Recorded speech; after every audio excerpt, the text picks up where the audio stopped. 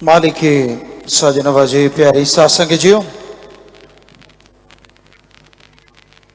कलयुग के समय में इंसान बेचैन है, गमगीन है, परेशान यानी टेंशन में है। फैसला डिसीजन ले नहीं सकता, डबल माइंड रहता है, नेगेटिव ज्यादा सोचता है, खान पान में जहर ज्यादा है, घर परिवार की परेशानियां बहुत। अगर यह सब ना होता तो कलयुग कैसे होता? इसी का नाम तो कलयुग। ज्यों ज्यों इंसान पढ़ाई कर रहा है, दुनियावी शिक्षा तालीम हासिल कर रहा है, त्यों त्यों नेगेटिविटी की दिशा बदल जाती है, दशा बदल जाती है।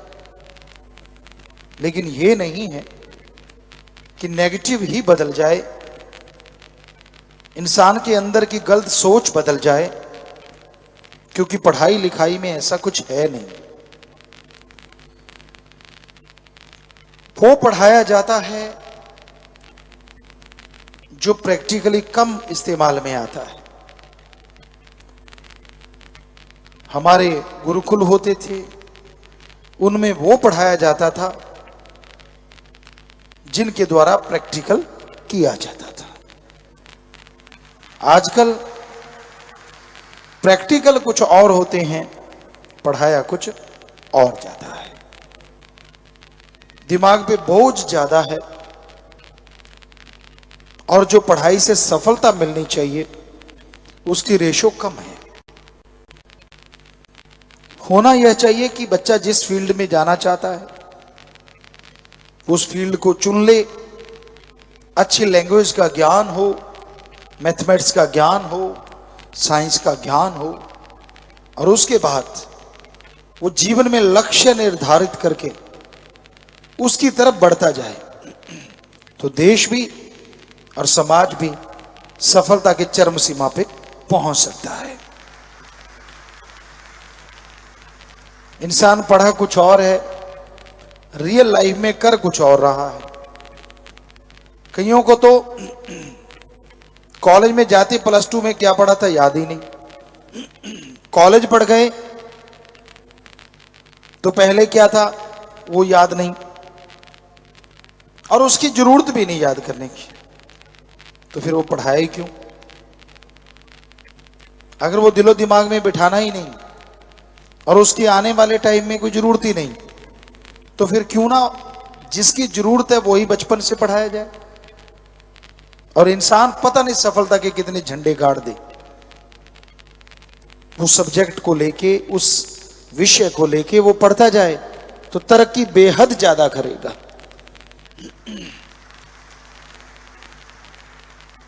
ये होता था हमारे पुरातन काल में, जब हमारी साइंस ऐसी थी, साउंडलेस जहाज होते थे, जब चाहे बरसात करवा लेते थे, एटम परमाणु बेहद घातक यंत्र या शास्त्र, अस्त्र शस्त्र कहें, सब होते थे, लेकिन उनको रोकने का भी उनको तरीका आया करता था। कितनी बड़ी साइंस रही होगी, जब चाहे बरसात करवा लो, जब चाहे रोक दो, जब चाहे सर्दी में गर्मी पैदा कर दो और गर्मी में सर्दी पैदा कर दो वातावरण में। क्या कमाल था, साउंडलेस जहाज थे।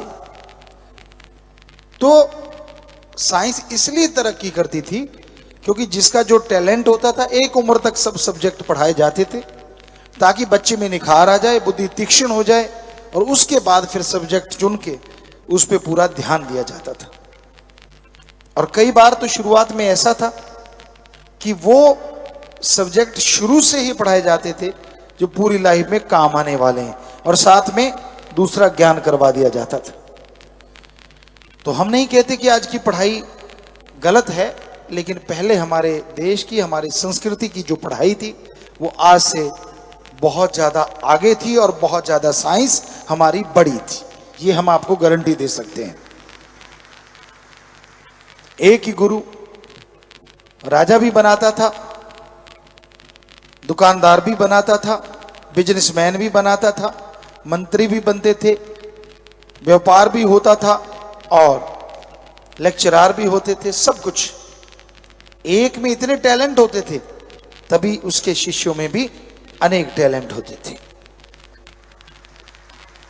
अब एक एक ही सब्जेक्ट को बोझ समझ के पार कर रहा है, तो बच्चे भी तो बोझ समझ के ही पार करेंगे ना। तो आज के दौर में पढ़ाई का ये दूसरा असली पढ़ाई से हम दूर होते जा रहे हैं। हमारे धर्मों में पवित्र वेदों का पाठ कराया जाता था ताकि इंसान इंसान जरूर बने, शैतान ना बन जाए। इंसानियत में गुण क्या होते हैं, दूसरों का भला कैसे करना है, हमारी सभ्यता क्या है, बोलने का अंदाज क्या है, व्यवहार कैसा होना चाहिए, सत्कार करना करवाना कैसे चाहिए, ये हमारी सभ्यता में सिखाया जाता था। राम से प्यार, अल्लाह वाहिगुरु गॉड खुदा रब, जिसके अरबों नाम पड़ गए, सबसे पहले रम था और फिर राम, तो उससे प्यार करना सिखाया जाता था ताकि इंसान का आत्मबल बुलंद रहे और वो आत्मबल के सहारे, विल पावर के सहारे दुनिया की तमाम परेशानियों को, तमाम दुख तकलीफों को दूर कर सके।